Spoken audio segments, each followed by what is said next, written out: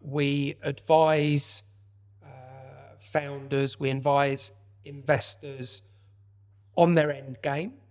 And I absolutely accept that there is a level of discretion that's largely undisclosed to the rest of the organisation for all the right reasons. But by and large, there is an end game that is at play. The priorities within that end game, in that end game domain, tend to be: what's the exit strategy, or another liquidity event? How do we build our balance sheet to enable M&A, for example? And the planning horizon for that end game, I think, typically is over 3 to 5 years. I would argue that go-to-market strategy and activation has to constantly be defined and influenced by the end game. And I think so you've got the end game pillar. If you step to the right of end game, I think that's where you have your North Star. I think that's still largely undisclosed, but becomes the responsibility of the operating board of an organization. I think at that stage, it's about product market fit. What do we want to represent in a market that may well be shifting dynamically? How do we create cohesion and alignment of our business unit leaders to then cascade that down into our frontline teams? I would argue where the end game planning horizon is 3 to 5 years, I would argue that the North Star planning horizon is typically 2 years. I think that's probably narrowed in recent time, given the pace of change, the emergence of disruptive technology, if it's a B2B2C proposition, the changes in consumer behavior. So out of Endgame and North Star, I think that's the point that you start to design your go-to-market strategy. And I would argue that go-to-market strategy has to be an actionable, consumable translation of Endgame and North Star, but it has to create the emotional connection between the people that are responsible for operationalizing that and the leadership team. We have to break down these silos, or the concept of ivory towers, or the notion that, a small privileged few stand to create incredible wealth from the success of a business. I think what that leads to is a transactional relationship between the people that need to operationalize the strategy and the founders and the leadership team. So I think in go-to-market strategy, which typically is the responsibility of maybe the chief revenue or the chief growth officer, that has to be done in very strong collaboration with the chief marketing officer, the chief digital officer, the COO, for example. We have to make sure that what we're taking to market can be delivered, and can be delivered in a way that boosts or builds our reputation in the marketplace. So like I say, I think the priorities of go-to-market strategy are a translation of Endgame and North Star.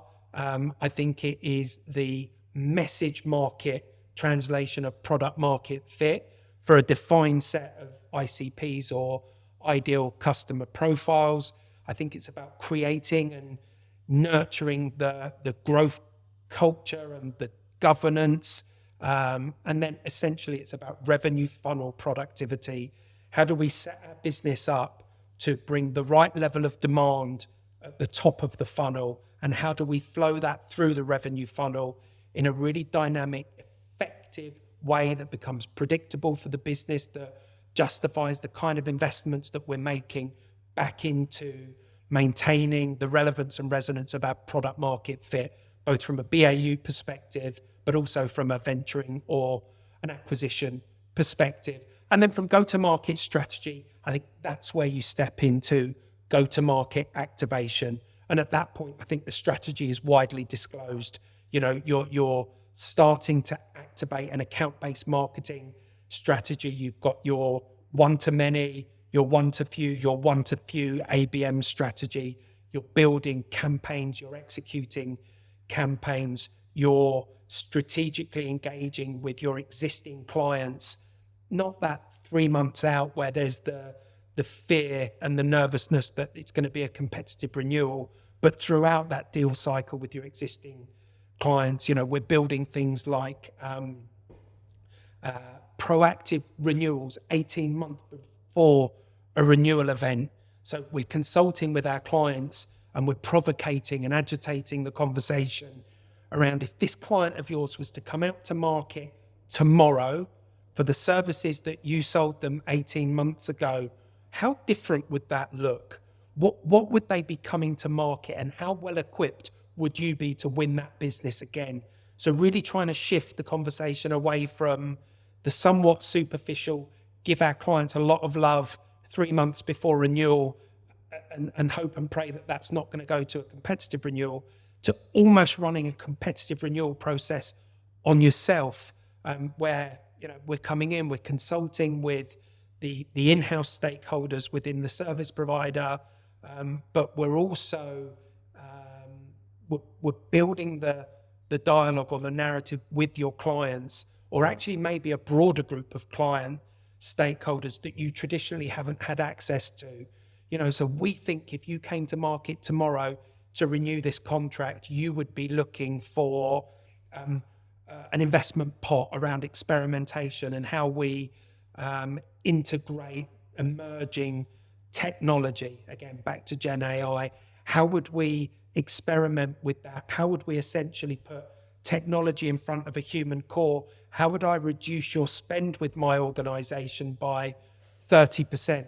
So those counterintuitive steps that you need to take for effective renewal of contracts. So what I've developed within my business, with the help of some brilliant associates who I trust implicitly around the same value system, the same integrity, better expertise than I've got, that I can put alongside me to deliver that cohesion and alignment of end game, North Star, go-to-market strategy and go-to-market activation.